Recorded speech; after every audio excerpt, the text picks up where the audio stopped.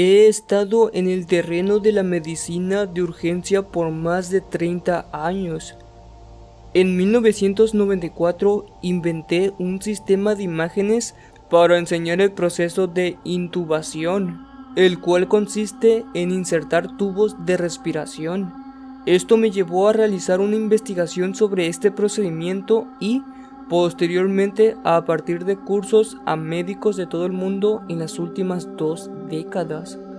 A finales de marzo, cuando los enfermeros con COVID-19 comenzaron a abrumar los hospitales en Nueva York, me ofrecí voluntariamente a pasar 10 días ayudando en uno de los tantos hospitales donde ejercí. Durante esos días me di cuenta que no estábamos detectando la neumonía mortal que causa el virus con suficiente tiempo y que podríamos estar haciendo más para mantener a los pacientes fuera de los respiradores y vivos. En el largo viaje hacia Nueva York desde mi casa en New Hampshire, llamé a mi amigo Nick, un médico de emergencias que trabaja en el Bronx y que ya estaba en medio de todo. Quería saber a qué me enfrentaba, cómo mantenerme a salvo y escuchar sus ideas sobre el manejo de esta enfermedad. No se parece a nada que haya visto antes, le explicó su amigo. Él estaba en lo correcto.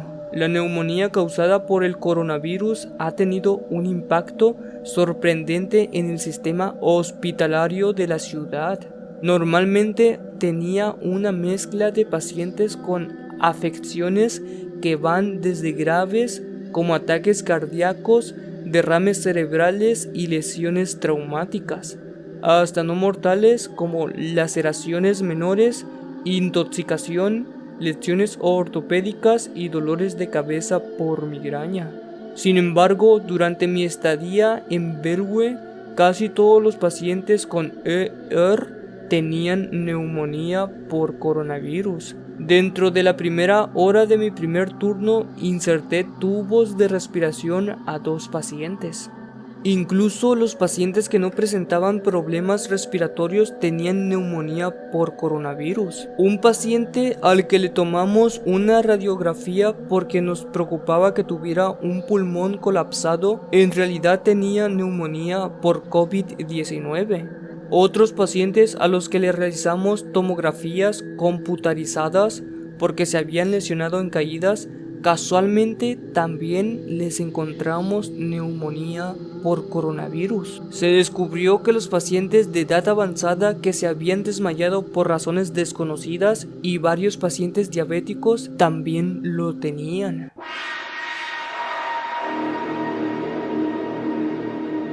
Estos pacientes no reportaron ninguna complicación para respirar, a pesar de que sus radiografías de tórax mostraron neumonía difusa y su carga de oxígeno estaba por debajo de lo normal. Pero ¿cómo es que podía pasar esto? Recién estábamos comenzando a reconocer que la neumonía por COVID inicialmente causa una forma de privación de oxígeno que llamamos hipoxia silenciosa. Silenciosa por su naturaleza insidiosa y difícil de detectar. La neumonía es una infección en los pulmones en la cual los alvéolos se llenan de líquido o pus. Normalmente los pacientes desarrollan molestias en el pecho, dolor al respirar y otros problemas respiratorios. Pero cuando la neumonía por COVID ataca por primera vez, los pacientes no sienten dificultad para respirar, incluso cuando sus niveles de oxígeno disminuyen, y cuando lo hacen tienen niveles de oxígeno peligrosamente bajos y neumonía de moderada a severa. La saturación normal de oxígeno para la mayoría de personas al nivel del mar es de 94 al 100%, pero los pacientes con neumonía por COVID que vi tenían saturaciones de oxígeno del 50%. Para mi sorpresa, la mayoría de los pacientes que atendí me dijeron que habían tenido fiebre, tos, malestar estomacal y fatiga durante al menos una semana. Claramente su neumonía había estado sucediendo durante días, pero cuando sintieron que ya tenían que ir al hospital era porque ya habían alcanzado un estado crítico. En los departamentos de emergencia insertamos tubos de respiración a pacientes críticos por una variedad de razones. Sin embargo, en mis 30 años de práctica, la mayoría de los pacientes que requerían intubación de emergencia estaban en un estado de shock o tenían un estado mental alterado por los graves problemas para respirar. Los pacientes que requerían intubación por hipoxia aguda a menudo estaban inconscientes o utilizaban todos sus músculos para poder respirar. Sin embargo, los casos de neumonía por COVID son muy diferentes. La gran mayoría de los pacientes con neumonía por coronavirus que conocí tenían saturaciones de oxígeno notablemente bajas en el triaje, pero podían estar usando sus teléfonos celulares mientras los atendíamos. Aunque respiraban rápido, tenían una angustia mínima, a pesar de los niveles peligrosamente bajos de oxígeno y la terrible neumonía que aparecía en las radiografías del tórax. Recién estamos empezando a comprender por qué esto es así. El coronavirus ataca las células pulmonares que producen surfactante. Esta sustancia ayuda a que los alvéolos de los pulmones permanezcan abiertos entre respiraciones y es fundamental para la función pulmonar normal. Cuando comienza la inflamación de neumonía por COVID, hace que los sacos de aire colapsen y los niveles de oxígeno disminuyan. Sin embargo, los pulmones permanecen inicialmente estables, sin estar rígidos o pesados por líquido. Esto significa que los pacientes aún pueden expulsar dióxido de carbono y sin una acumulación de dióxido de carbono los pacientes no sienten falta de aliento. Los pacientes compensan el bajo oxígeno de la sangre al respirar más rápido y más profundo, y esto sucede sin que se den cuenta. Esta hipoxia silenciosa y la respuesta fisiológica del paciente a ella causa aún más inflamación y más bolsas de aire que colapsan, y la neumonía empeora hasta que los niveles de oxígeno caen en picado. En efecto, los pacientes seleccionan los pulmones al respirar más y más fuerte.